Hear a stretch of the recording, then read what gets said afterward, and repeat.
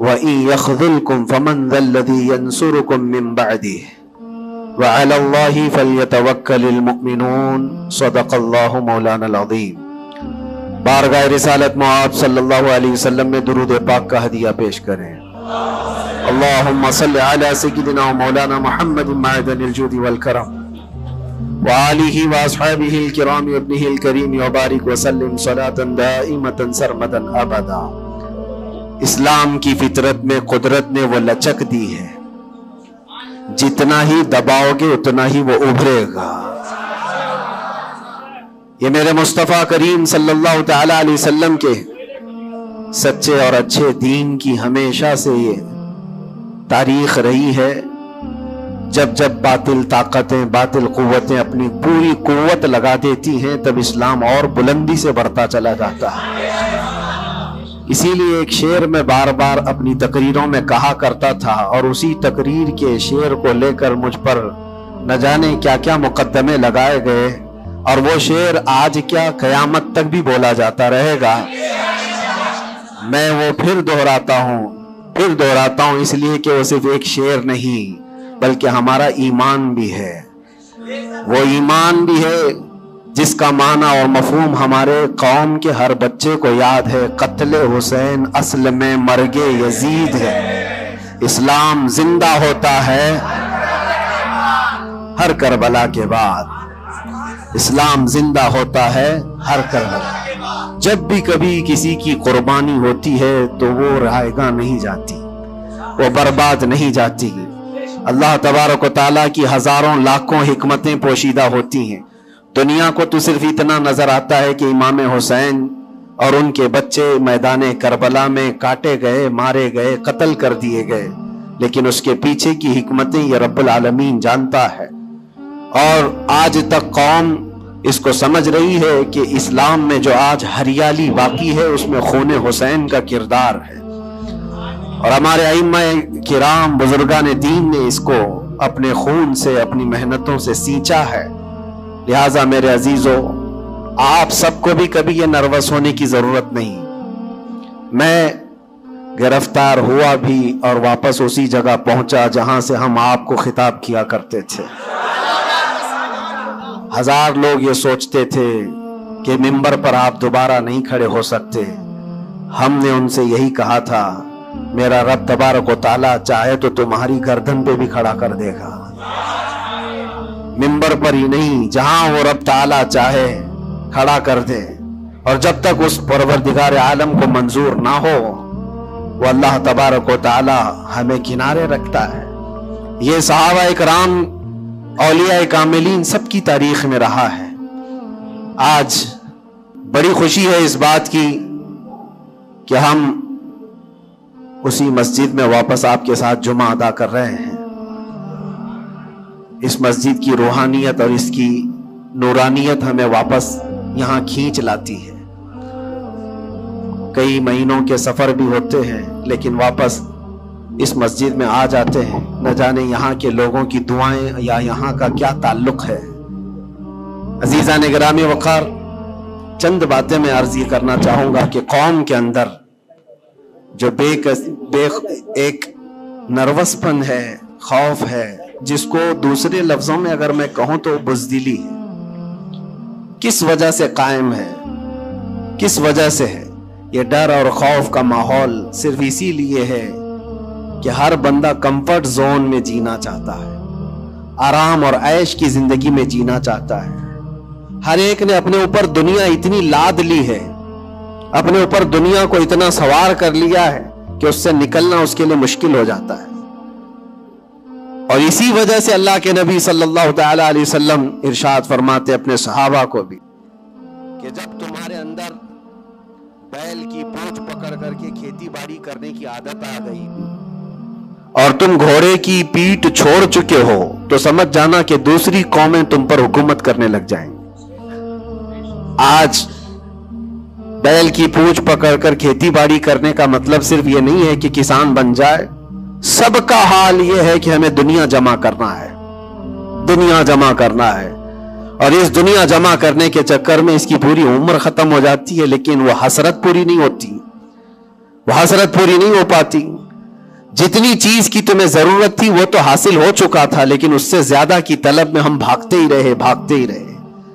ہم یہ نہیں کہتے کہ آپ گھر نہ بنائیں، ہم یہ نہیں کہتے کہ آپ اچھے کپڑے نہ پہنیں، سب کریں، لیکن کم از کم اس بات کا خیال رکھنا چاہیے کہ اس دنیا کی کمائی میں اور اس کی طلب میں کہیں ایسا نہ ہو کہ میرا دین چھوٹ جائے، ایسا نہ ہو کہ اللہ کے نبی صلی اللہ تعالی علیہ وسلم سے جو میری محبت ہے اس میں کمی آ جائے۔ یاد ہے آپ کو ایک حدیث پاک، اللہ کے حبیب صلی اللہ علیہ وسلم ارشاد فرماتے ہیں کہ مجھے میرے اس بات کا خوف نہیں ہے کہ میری امت مشرک ہو جائے گی، کافر ہو جائے گی۔ حضور پاک صلی اللہ علیہ وسلم فرماتے ہیں مجھے اس بات کا ڈر نہیں ستاتا کہ میری امت مشرک ہو جائے گی، کافر ہو جائے گی، مگر اس بات کا اندیشہ لگا رہتا ہے کہ میرے بعد تم پر دنیا پھیلا دی جائے گی اور دنیا سمیٹتے سمیٹتے تم اللہ اس کے رسول کو بھول جاؤ گے۔ آج وہ حالات ہیں میرے عزیزوں، سب کے وہی حالات ہیں۔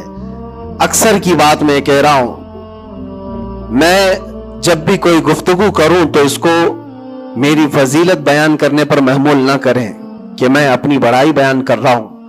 میرے عزیزوں، ان حالات کو بھی ہم دیکھ کر کیا ہے کہ اندر جانے کے بعد ایک چیز دماغ میں گونجتی تھی، کیا بتلاؤں میں نے کیا کیا دیکھا، کھوٹا سکہ چلتے دیکھا، الٹی گنگا بہتے دیکھا، چھوٹے چھوٹوں کی بات تو چھوڑو، بڑے بڑوں کو ننگا دیکھا، اور حالات تو وہاں کے ایسے ہیں، یہ ساری چیزیں سکھا دیتی ہیں۔ اور پھر اس بات کا خیال آتا ہے کہ امت آج کن مسائل میں گھری ہوئی ہے، جبکہ طوفان اندر انتظار میں ہے تباہی کے لیے۔ ہم جن مسائل میں گھرے ہوئے ہیں اس کو دیکھ کر کے پھر ڈر لگتا ہے۔ علماء کے مسائل، پیران اعظام کے مسائل، جماعتوں کے مسائل، چھوٹی چھوٹی باتوں پر ہم کورٹ کچہری کے چکر کاٹتے رہتے ہیں، مسجدوں کے مسائل، لیکن جبکہ دشمن نے کہاں سے کہاں تک تمہارے لیے منصوبے بنائے، حیرت ہوتی ہے میرے عزیزوں۔ پھر وہ محاورہ ہے یا تاریخ ہے مجھے پتا نہیں، لیکن ایک بات لگتی ہے کہ بغداد پر ہلاکو جب حملہ کرنے آیا تھا تو اس وقت سنا کہ علماء چھوٹی چھوٹی چیزوں میں بحث مباحثے میں مبتلا تھے، جبکہ قوم کو انہیں اس بات کے لیے تیار رکھنا چاہیے تھا کہ ایک ظالم قوم تم پر حملہ آور ہے، اس کے مقابلے کے لیے کھڑے رہو۔ آج میں یہی کہنا چاہتا ہوں میرے عزیزوں، چھوٹے مسائل کو درکنار ایک جگہ رکھو۔ امت مصطفیٰ آج جس قسم پرسی کی حالت میں ہے، جب نبی پاک صلی اللہ تعالی علیہ وسلم کی عزت پر حملے ہیں تو پھر تمہاری عزت کہاں خاک میں رہنے والی ہے؟ ہماری اپنی عزت کی بچانے کی کیا فکر کرنی ہے آپ کو؟ پوری دنیا کا حال یہ ہے۔ پہلے تو ایک مسلمان کی بات میں آپ کو بتاؤں، فرانس جیسا پاورفل ملک، بہت ہی مضبوط کنٹری، 100 سال پہلے کی بات بتا رہا ہوں، نبی پاک صلی اللہ تعالی علیہ وسلم کی شان میں وہ کوئی گھناؤنی یا گستاخانہ انداز کی فلم ریلیز کرنا چاہتے تھے، یا پھر کسی طرح سے مذاق مسخرے والے کام کس طریقے سے میرے آقا صلی اللہ علیہ وسلم کو نشانہ بنانا چاہتے تھے، اور اس بات کو وہ اپنی آزادی رائے اور اپنی خیال کی آزادی کو بتاتے ہیں۔ اس زمانے میں سلطان عبد الحمید تھے، اور ترکی کے وہ آخری خلیفہ سلطان عبد الحمید، صرف انہوں نے ایک اسٹیٹمنٹ دیا تھا فرانس کو کہ باز آ جاؤ یہ تمام چیزیں کرنے سے، ورنہ پوری دنیا لا کر میں تمہارے سر پہ پھوڑ دوں گا۔ صرف اتنا جملہ تھا میرے عزیزو۔ آج تک وہ نہ فلم ریلیز ہوئی اور نہ ہی فرانس اس چیز پر آیا، لیکن اب تو حالات بدل گئے۔ اب تو حالات ایسے بدلے کہ ہزاروں نہیں، لاکھوں نہیں، کروڑوں کی تعداد میں ہم موجود ہیں، اور پھر اسلامی ممالک کے نام پر پوری دنیا میں کتنے ملک ہیں؟ 57 ممالک اسلامی کہلاتے ہیں، لیکن کس کو فکر ہے میرے مصطفیٰ کریم صلی اللہ تعالی علیہ وسلم کی عزت پر جب حملے ہوتے ہیں؟ اور یہ تمام حالات جب اپنا درد کا میں اظہار کرتا ہوں تو پھر لوگوں کو یہ لگتا ہے کہ یہ بھڑکاتے ہیں، اکساتے ہیں۔ میرے عزیزو، میں چاہتا ہوں کہ قوم اصل مسائل کو سمجھے، جو اصل مسائل ہیں ان کو سمجھو، فرض کو دیکھو، نفل کی طرف نہیں۔ پہلے تم پر جو فرض ہے اس کے لیے کھڑے ہو جاؤ.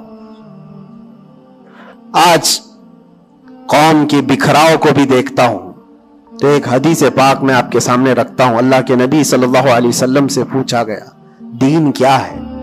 میرے آقا صلی اللہ علیہ وسلم فرماتے ہیں الدین النصیحہ، دین خیر خواہی کرنے کا نام ہے، ہر ایک کے ساتھ اچھا برتاؤ.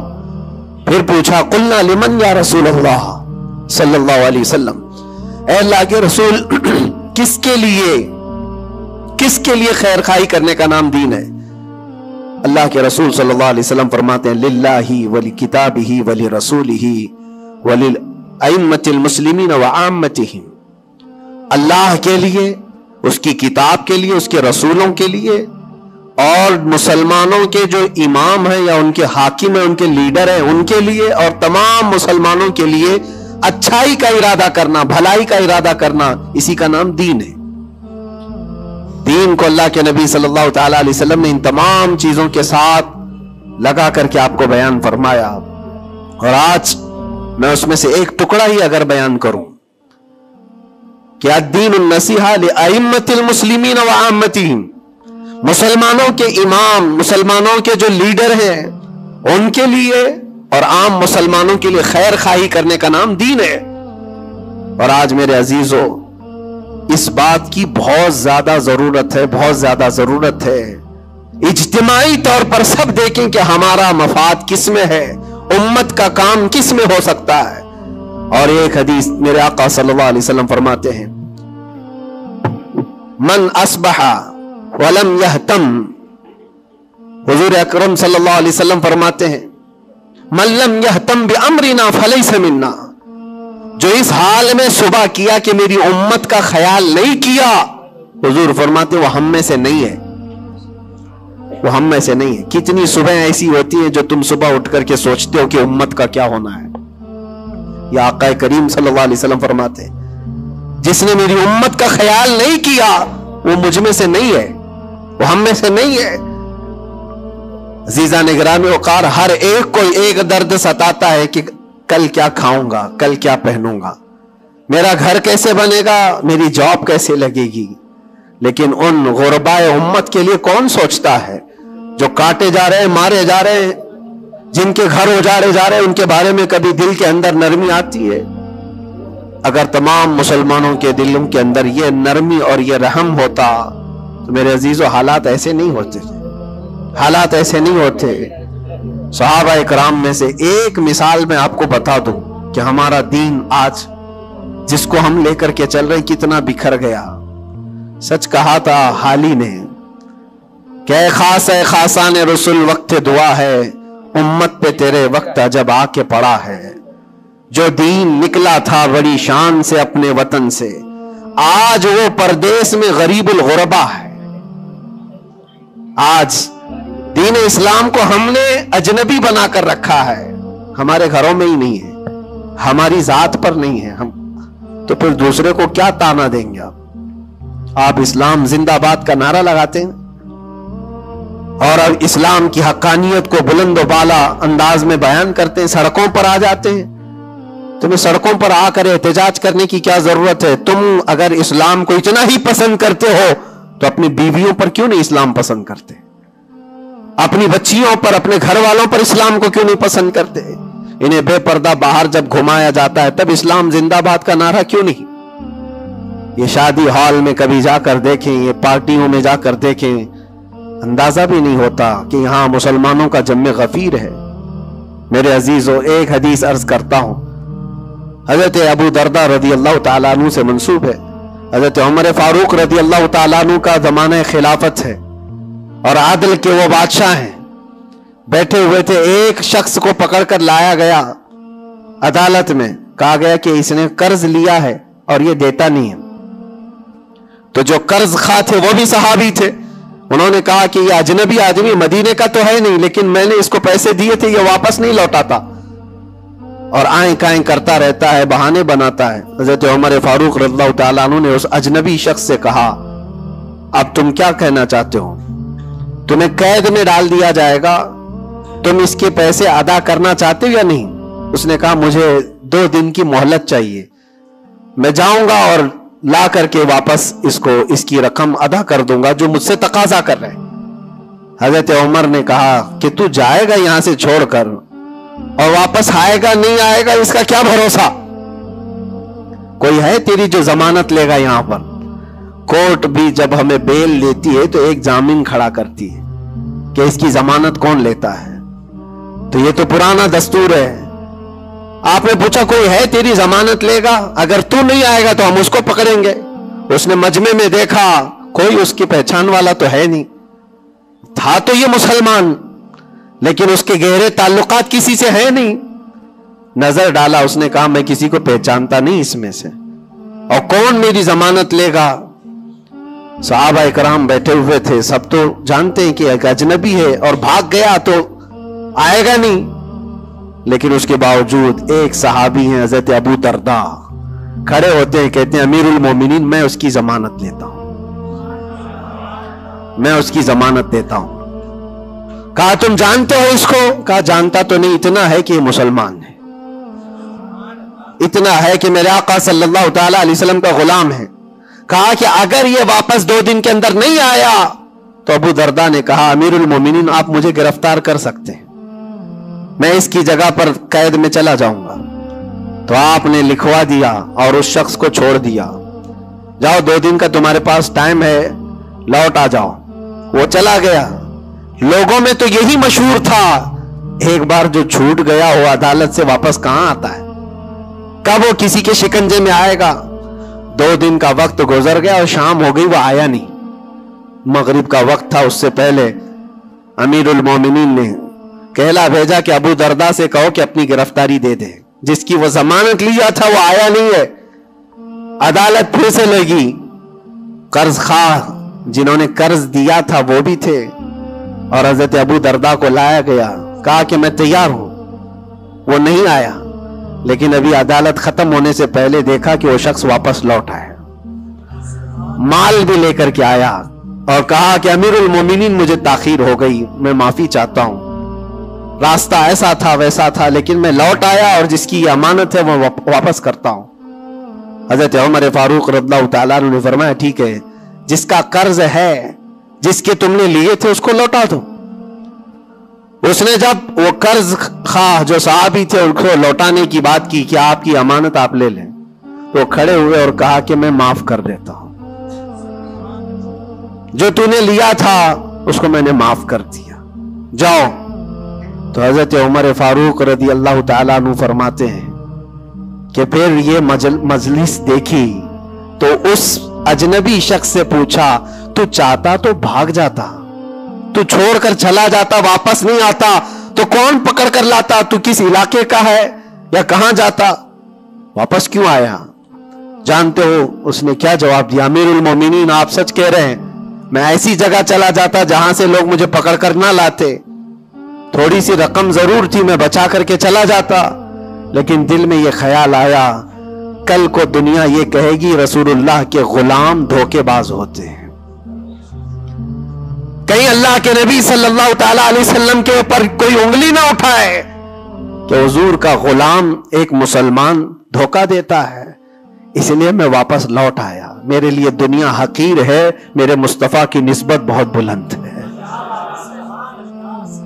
امیر المومنین نے ابو درداء سے پوچھا کہ اے ابو درداء، تم ایک اجنبی شخص کی ضمانت لینے کو تیار ہو گئے، تمہارے اندر کیا جذبہ آ گیا ایسا؟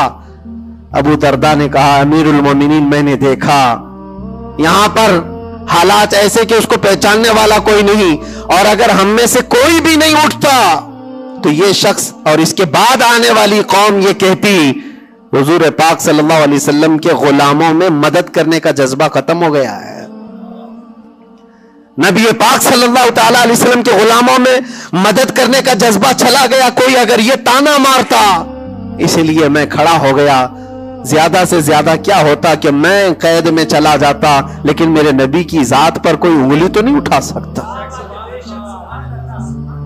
حضرت امیر المومنین نے اس صحابی سے پوچھا تم نے قرضہ معاف کیوں کر دیا؟ اور عدالت میں مقدمہ کیا تھا، معاف کرنا تھا تو پہلے کر دیتے۔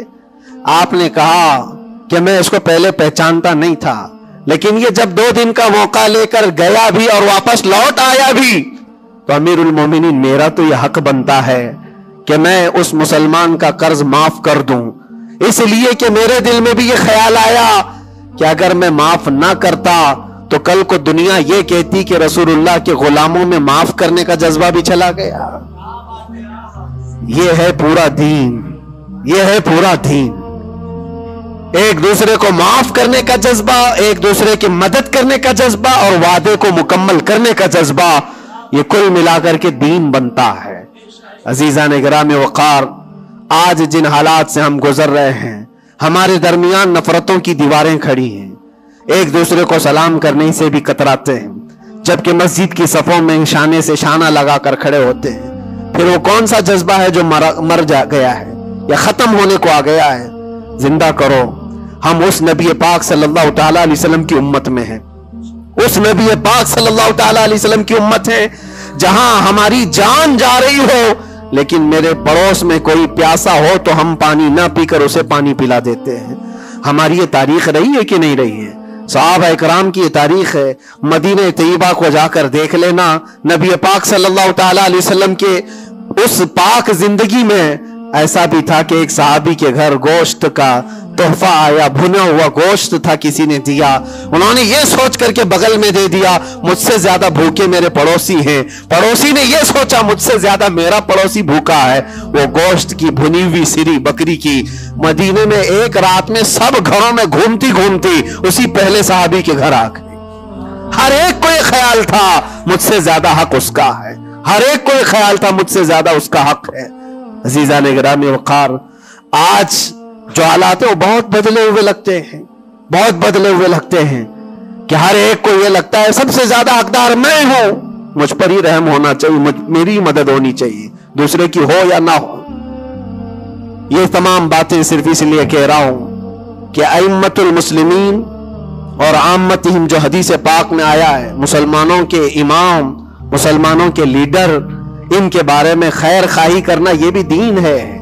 اور آج تو جن حالات کو دیکھ رہے ہیں ہم، الیکشن کا ماحول ہے، ہر ایک کی نظر لوگوں کے صرف ووٹ پر لگی ہوئی ہے، اور پھر اس کے بعد پتہ نہیں 5 سال تک تو ڈھونڈتے رہو، پتہ بھی نہیں ملتا۔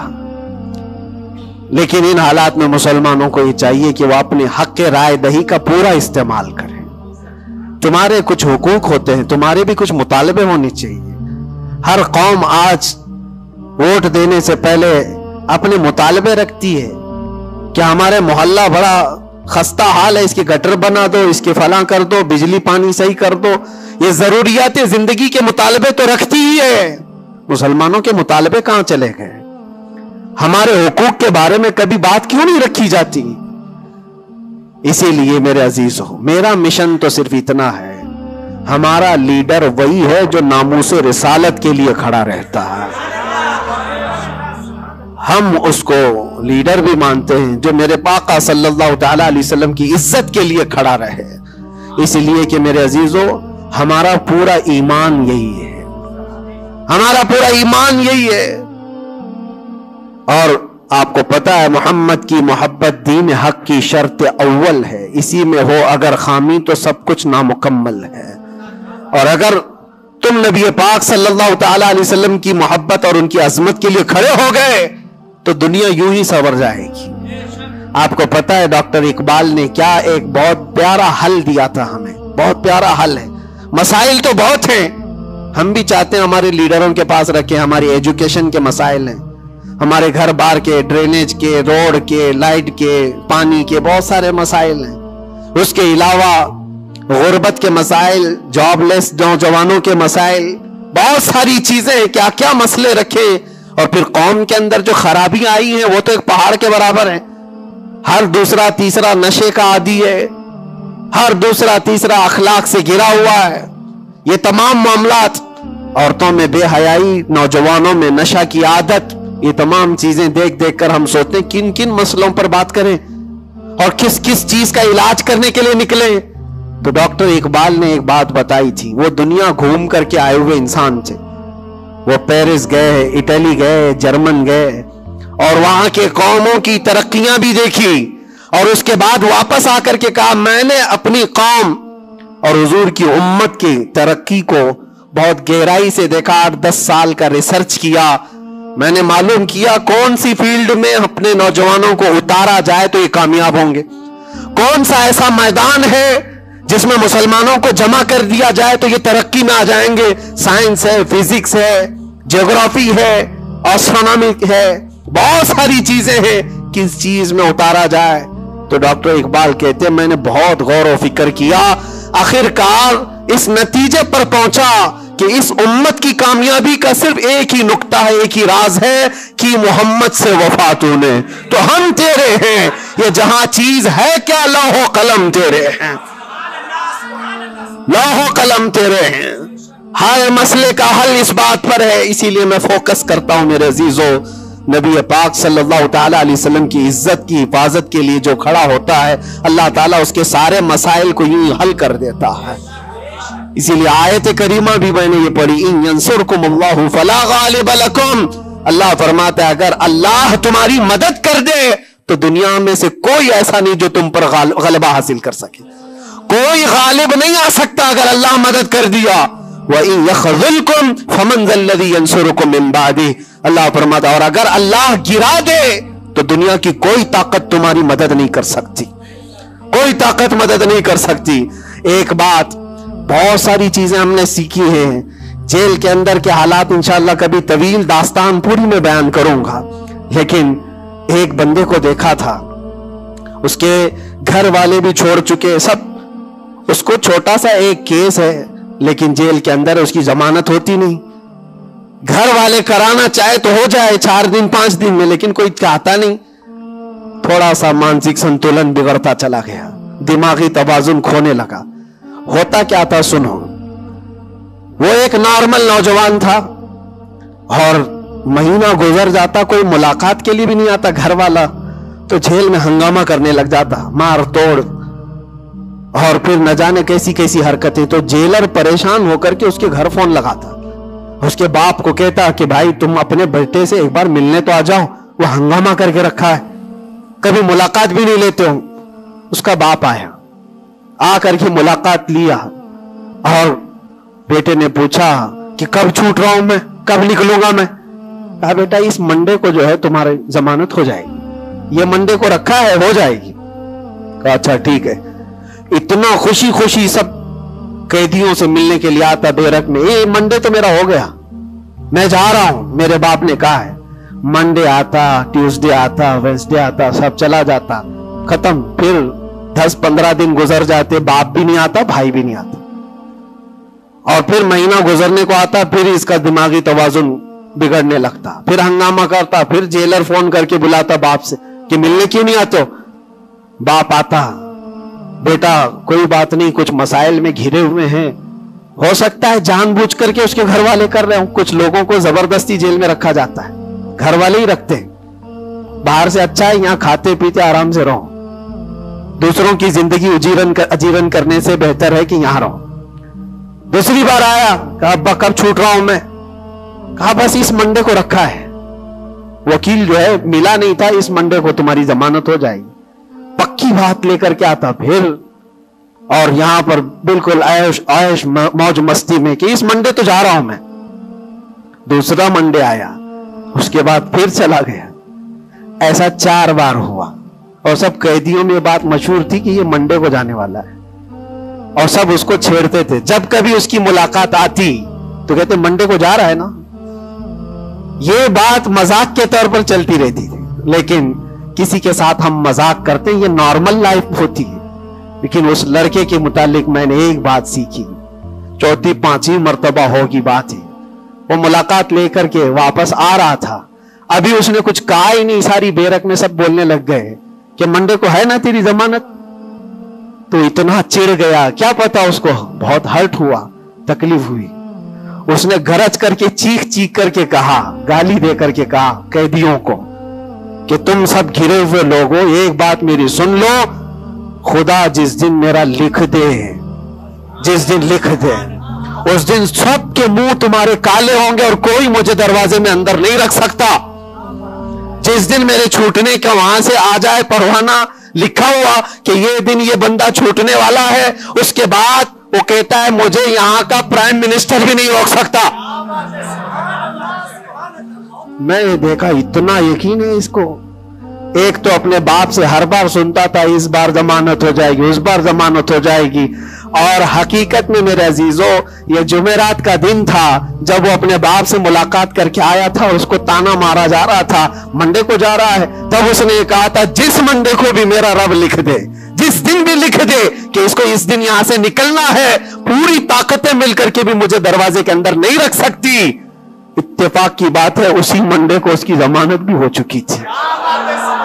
وہ جا بھی رہا تھا، بسترے اٹھایا، سارا سامان اٹھایا اور سب کو پلٹ کر کہنے لگا دیکھا حقیقت میں جو بیل ملتی ہے، جو ضمانت ملتی ہے وہ رب ذوالجلال کے فیصلوں سے ہوتی ہے. یہ یقین اور توکل کی بات میں عرض کر رہا ہوں. عزیزان گرامی وقار، بہت سارے ایسے مسائل ہیں، اسی لیے میں آپ سے کہتا ہوں اگر اللہ مدد کر دے تو کوئی غالب نہیں آ سکتا، اور اگر اللہ تعالیٰ گرا دے تو پھر کوئی مدد بھی نہیں کر سکتا. اسی لیے اللہ تبارک و تعالیٰ کی مدد کس کے لیے آتی ہے وہ بھی قرآن کہتا ہے وَكَانَ حَقًّا عَلَيْنَا نَصْرُ الْمُؤْمِنِينَ.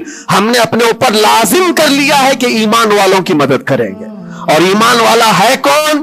لا يؤمن احدكم حتى اكون احب اليه من والده وولده والناس اجمعين. میرے آقا فرماتے ایمان کامل اس کا ہے جو ساری دنیا سے زیادہ مجھ سے محبت کرتا ہے. مفہوم حدیث عرض کر رہا ہوں، اپنے ماں باپ، اپنے اولاد، اپنے مال دولت، سارے انسانوں سے زیادہ اللہ کے رسول سے محبت کرتا ہے تو اس کا ایمان کامل ہے. اور جس کے ساتھ ایمان کامل ہوگا اس سے اللہ کی مدد آئے گی، اس پر اللہ کی مدد آئے گی. میرے عزیزو بظاہر حالات اگر کسی کے ساتھ خراب ہو جائیں تو یہ مت سمجھ جانا.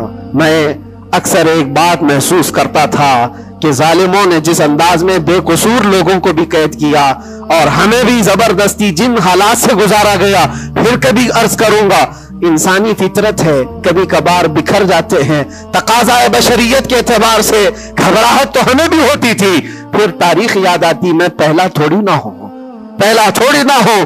سیدنا حضرت مظفر حسین کچوچوی رحمت اللہ علیہ فرماتے تھے مظفر کو مقید نہ سمجھ ایسے یاد، میری اسیری بھی سنت آبائی ہے، میرا یہ قید ہونا بھی میرے آبا و اجداد کی سنت ہے. بزرگان دین گئے ہیں اور جیلوں میں رہے اور واپس نکلے، لیکن ایک بات ہمیشہ یاد رکھو، اسلام زندہ ہوتا ہے، بس قربانیاں رائگاں نہیں جاتی، ضائع نہیں ہوتی. اللہ تعالیٰ کی مدد جس کے ساتھ ہے تو بظاہر حالات میں ایسا ہوگا. مجھے اچھی طرح سے پتا ہے، پہلے بھی معلوم تھا، میں نے تقریروں میں بہت کہا بھی تھا کہ مجھے اچھا معلوم ہے کہ میری تقریروں کا انجام کیا ہونے والا ہے، نتیجہ کیا ہونے والا ہے. مجھے کیسی کیسی دھمکیاں پہلے بھی دی گئی ہیں، ابھی بھی ہے. آنے سے پہلے بھی کچھ لوگوں نے کہا تھا اتنا لمبا ہم نے کٹا دیا، اب تو بھول جاؤ گے، وہ شعر پڑھو گے، یہ شعر پڑھو گے، کیسی تقریریں کرو گے. ہم نے کہا میرے عزیزو آپ کیا سمجھتے ہو، مچھلی کے تیرنا ختم ہو سکتا ہے، پرندے کا اڑنا ختم ہو سکتا ہے، شیر کا شکار کرنا ختم ہو سکتا ہے، وہ تو جانور ہے، ان کی فطرت نہیں ختم ہوتی. میں غلام مصطفیٰ ہوں، میری فطرت کیا ختم ہوگی؟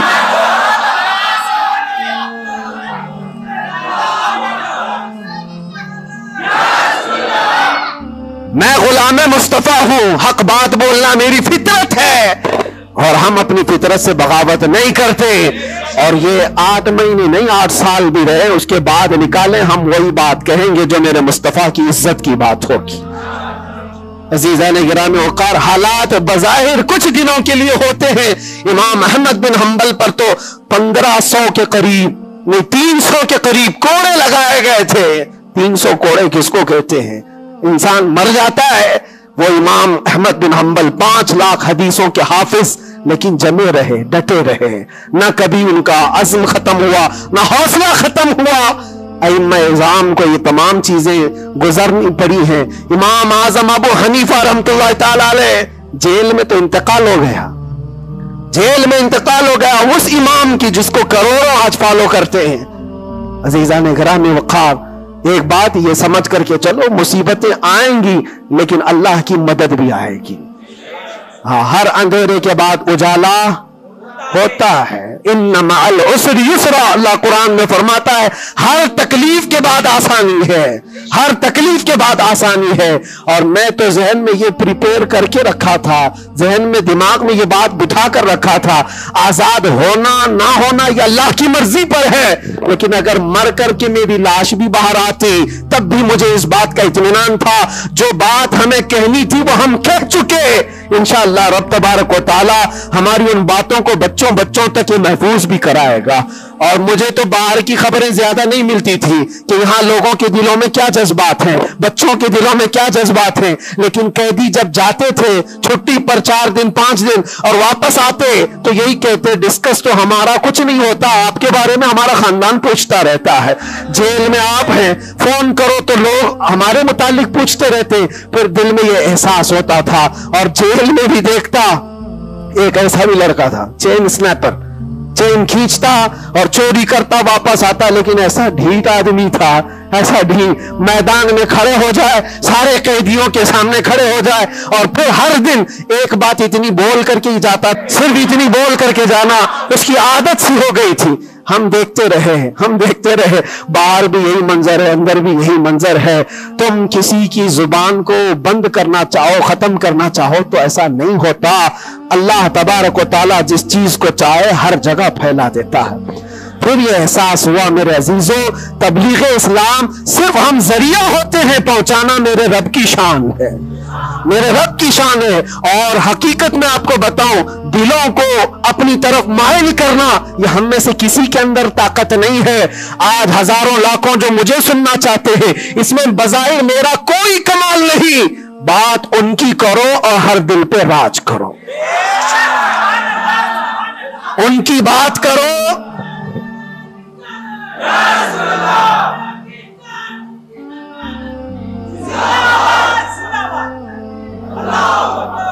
اسی لیے آج کے حالات میں آخری باتیں عرض کر رہا ہوں. میں معذرت چاہتا ہوں، آج تھوڑا سا وقت زیادہ ہوا ہے، اس لیے کہ یہ ہماری مسجد ہے اور ہمارے اوپر کوئی یہاں پابندی نہیں ہے.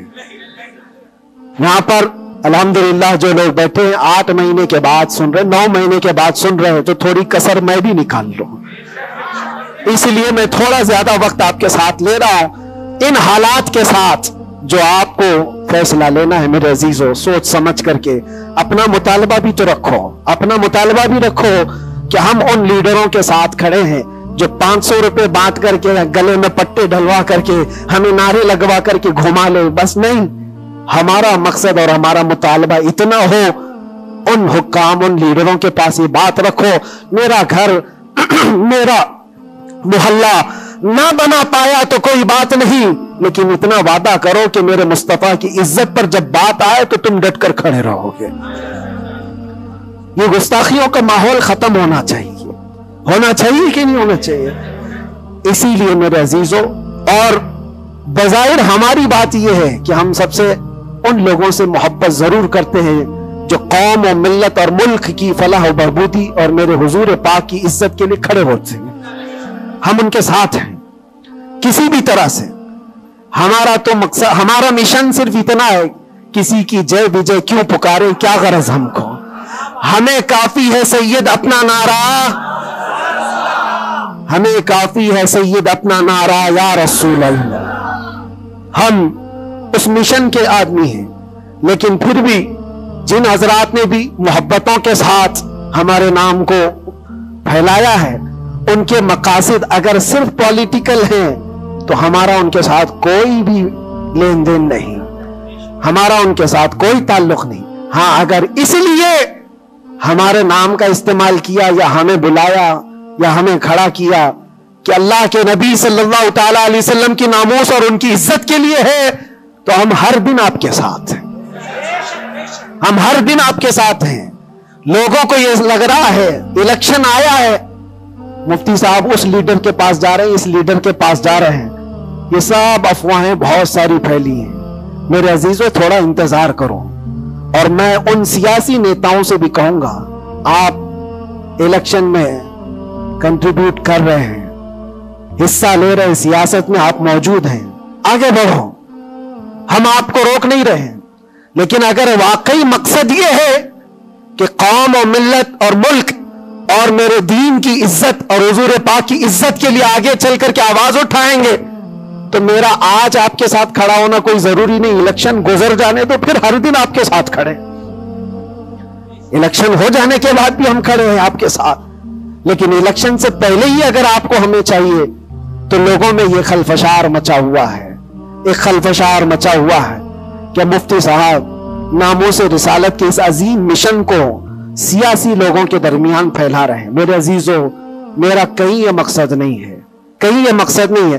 اللہ نے جو کرسی دی ہے نا وہ بہت بڑی کرسی ہے. ہم نے جو اللہ تعالیٰ کا انعام ہمارے پاس ہے وہ الیکشن سے حاصل کیا ہوا نہیں ہے, رب کے سلیکشن سے ملا ہوا ہے. ہمارے پاس اللہ تبارک و تعالیٰ کا دیا ہوا انعام کافی ہے, لیکن ان سیاسی حضرات کے ساتھ ہمارا تعلق اسی لیے ہے کہ آپ آواز بلندی کے ساتھ اٹھا سکتے ہو اور سسٹم میں آپ بیٹھ کر کے اپنی قوم, ملک, سب کی فلاح و بہبودی کی بات کر سکتے ہو. اس لیے ہم کھڑے ہیں, اس لیے نہیں کہ آپ 500,000 روپے دے دیں گے, اس لیے نہیں کہ آپ ہمارا گھر گاڑی بنگلہ خرید کر کے کچھ دے دیں گے. عزیزان گرامی اوقات, میرے آنے کے بعد سے لے کر آج تک ابھی تک مہینہ نہیں گزرا ہوگا, لیکن میں نے حالات اتنے دیکھے کہ ہر کوئی یہ چاہتا ہے راتوں رات مجھے دولہا بنا دے. بہت سارے معاملات ایسے دیکھے. اس لیے میں سب سے یہ گزارش کروں گا, آج کا یہ میرا پیغام ہے کہ ہمارا مشن ناموس رسالت, ہمارا مشن تحفظ ناموس رسالت ہے اور اس کے لیے ہم ہر طرح سے کھڑے ہیں. لیکن خالص سیاست کے لیے, خالص ووٹنگ کے لیے, خالص الیکشن کے پرچار کے لیے مجھ جیسے کا نام استعمال نہ کریں.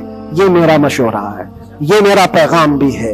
آپ کے لیے پوری زندگی ہم کھڑے ہیں, صرف الیکشن کے لیے اس عظیم اور اس عظیم مشن کو اور اس مقدس مشن کو بدنام کرنے کی کوشش نہ کریں. ہاں, پولیٹیکل جس انداز میں بھی آپ کو مدعے اٹھانا ہے اٹھائیں, لیکن حضور پاک صلی اللہ تعالیٰ علیہ وسلم کی عزت کا یہ جو مشن ہے, ناموس رسالت کا مشن ہے, اس کو صرف یوز کرنے کے لیے استعمال نہیں ہونا چاہیے, بلکہ جو بھی بندہ مومن کھڑا رہے گا وہ اپنی جان کے ساتھ کھڑا رہے گا, تبھی اس کا ایمان ہے, تبھی وہ اس کا ایمان ہے. اور اگر آپ مجھے یہ کہتے ہیں کہ آپ حضور پاک کے اس ناموس رسالت کا مسئلہ لے کر چلتے ہیں, قسم رب ذوالجلال کی, اس کے پیچھے میرا کوئی دوسرا مقصد نہیں ہے. اس کے پیچھے میرا کوئی دوسرا مقصد نہیں ہے کہ اس کے ذریعے سے میں کما لوں گا, میں کھا لوں گا. میرے عزیزوں, کیا کما لیں گے, کیا کھا لیں گے؟ آپ کو میرے اپنے حالات معلوم نہیں کہ میں کس طرح کے حالات سے گزرا ہوں. اگر لوگوں سے بٹورنا ہی ہوتا تو ممبئی میں میری بہت ساری بلڈنگیں ہوتی. میں تو کرائے کے گھر پہ رہتا ہوں. میرے عزیزوں, میں اس چیز کا قائل نہیں ہوں کہ اس عظیم مشن کو اپنے مفاد اور ذاتی فائدے کے لیے یا دنیا بنانے کے لیے استعمال کیا جائے. میرا اس میں کوئی مقصد پنہا نہیں. مقصد صرف اتنا ہے کہ کل بروز قیامت رسول پاک صلی اللہ تعالیٰ علیہ وسلم کی نظر ہم پر پڑے, تم ہنس کے کہے جانا دیوانہ ہے دیوانہ. بس میرا مقصد یہ ہے, اتنا ہے کہ نبی پاک صلی اللہ تعالیٰ علیہ وسلم کی نظر عنایت ہو, ارشاد فرما دے کہ فرشتوں چھوڑ دو اس کو, یہ میرا دیوانہ ہے. بس اس مقصد کو لے کر ہم چلتے ہیں. اور اللہ کے نبی صلی اللہ تعالیٰ علیہ وسلم وہ عظیم غیرت مند رسول ہیں. میں نے دیکھا میرے عزیزوں, دنیا مجھ سے چھوٹ گئی تھی, ہر طرح کے رابطے بند تھے. میں گھر سے بھی بات نہیں کر سکتا, بچوں سے بھی بات نہیں کر سکتا تھا. مجھے اندھیری کوٹھری میں رکھا گیا تھا جہاں سے آسمان بھی نظر نہ آئے.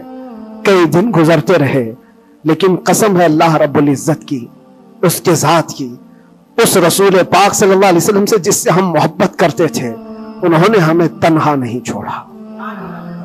میرے مصطفیٰ نے تنہا نہیں چھوڑا. ہم نے جو وہاں دیکھا ہے وہ بیان سے بھی باہر ہے. کسی دن نہ پھسلنے دیا, کسی دن نہ بہکنے دیا, کسی دن نہ ٹوٹنے دیا.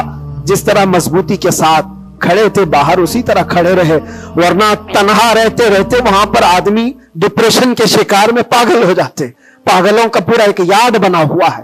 لوگ اپنے ذہنی دن اور توازن کھو چکے ہیں. پیشاب پخانے ان کے کپڑوں میں ہونے لگتے ہیں. پاگلوں کا یارڈ ہے لیکن ان کو حکومت چھوڑتی نہیں ہے. جو جیل میں پاگل ہو گئے ان کے لیے بھی ایک یارڈ ہے. ایسے کتنے لوگ ہیں ان کو دیکھ کر گھبراہٹ تو ہوتی تھی لیکن پھر تنہائی میں جب میرے مصطفیٰ کریم صلی اللہ علیہ وسلم کو یاد کرتے ہیں تو پھر وہ اپنے چہرے جمال جہاں آرا سے جو مشرف کرتے, جو انعامات دیتے تھے, وہ میرے لیے کافی ہے. اس کے بعد پھر کسی چیز کی حاجت نہیں ہوتی تھی. پھر وہ صحابہ کی بات یاد آتی تھی, وہ صحابہ کی بات یاد آتی. ایک خاتون مدینے کی جنگ احد میں جن کے باپ شہید ہو گئے, جن کا بھائی شہید ہوا, جن کا شوہر شہید ہوا, بیٹا بھی شہید ہوا, ایک جنگ میں 4 لوگ شہید ہوئے. وہ عورت کہتی ہے مجھے ایک بار رسول اللہ کو دکھا تو دو, میرے آقا سلامت ہے یا نہیں. وہ کہتے ہیں صحابہ کہ ہاں وہ سلامت ہے. وہ خاتون میرے مصطفیٰ کے چہرے کو دیکھتی ہے اور اس کے بعد کہتی ہے کل مصیبت بعدک جلل یا رسول اللہ, اے اللہ کے رسول آپ کے ہوتے ہوئے ہر مصیبت حل کی ہے. آپ اگر سلامت ہیں تو ہر مصیبت چھوٹی ہے. اسی لیے ان کا ہی یہ نعرہ تھا صحابہ کا, ہر ستم ہر ظلم گوارا ہے, ہر ستم ہر ظلم گوارا ہے یا رسول اللہ, بس ایک بار تو کہہ دے کہ تو ہمارا ہے, ایک بار تم کہہ دو کہ تو ہمارا ہے, ہر ستم ہر ظلم ہمیں گوارا ہے. اللہ کریم ہم سب کو حضور پاک کی محبت میں جینے مرنے کی توفیق عطا فرمائے. اللہ کریم ہمیں آخری سانس تک اس مشن پر قائم و دائم رکھے. ظالموں کے ظلم سے, کافروں کے کفر سے, مشرکین کے شرک سے اللہ ہماری حفاظت فرمائے اور ہم سب کو مولا توکل اور یقین کی دولت عطا فرمائے. اور آج کے حالات کے اعتبار سے مولا تعالی ہمیں صحیح طریقے کے حکام نصیب فرمائے اور شریر حاکموں سے اللہ ہم سب کی حفاظت فرمائے. وآخر دعوانا الحمدللہ رب العالمین. السلام علیکم ورحمۃ اللہ وبرکاتہ.